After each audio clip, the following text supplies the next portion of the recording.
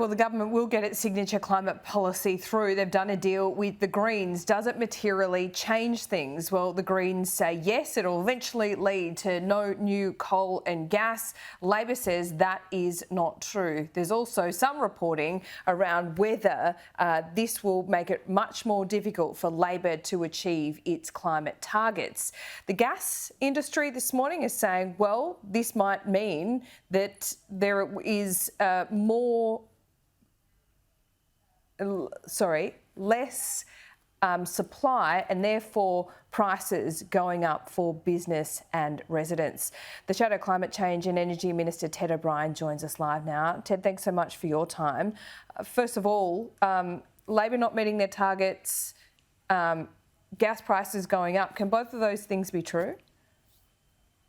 No, you can't square a circle like this. I mean, Labor and the Greens are all over the shop. They're drunk with joy about having done a deal, but it's going to be the Australian people that cop the hangover of this.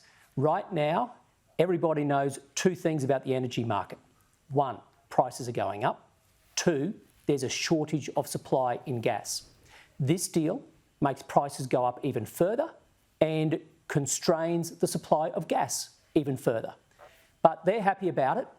They think it's the greatest deal ever, but it's going to have dire consequences for the Australian economy. Prices will go up, investment will go down, emissions will be sent offshore and multiply. Yeah.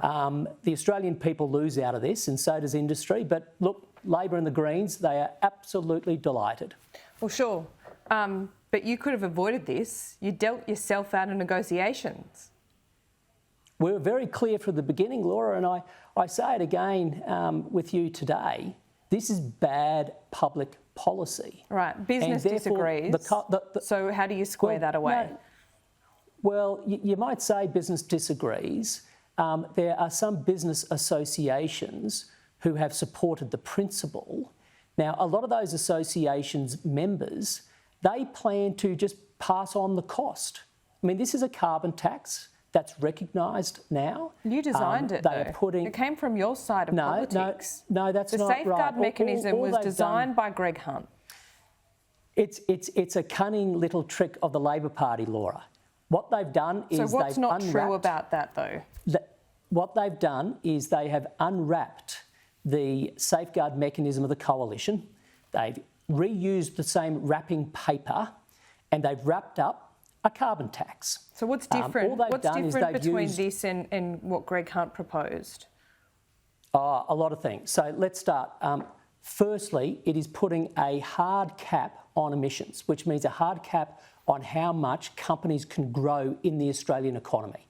This is growth cutting.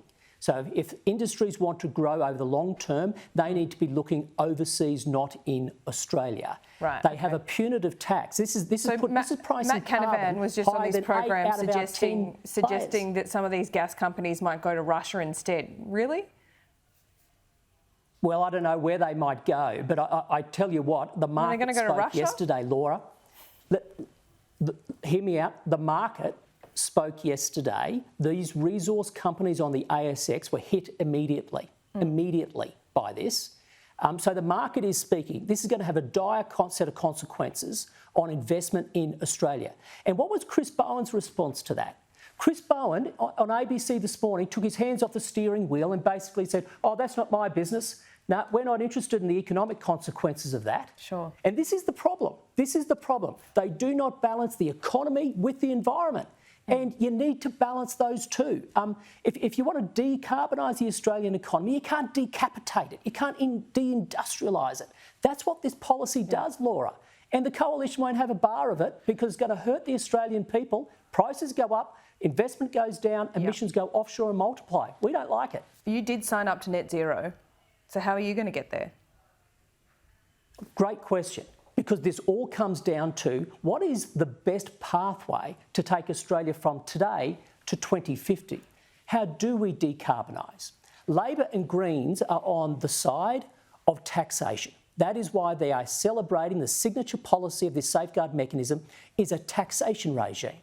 For the coalition, we're on the side of industry, enterprise, economics, engineering. We back technology to decarbonise. Now, that's what's happening in other like economies, by the way. Look at North America. Is that cost-free? Is it cost-free? Yeah. You've got to get the balance right. You've got to get the balance right.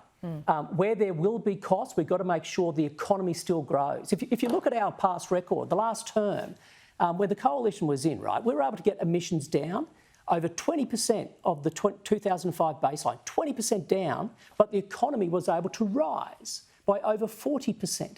And that's why you've got to get that balance right. Okay. If you just take this as nothing more than a cost, the Australian people get the pain.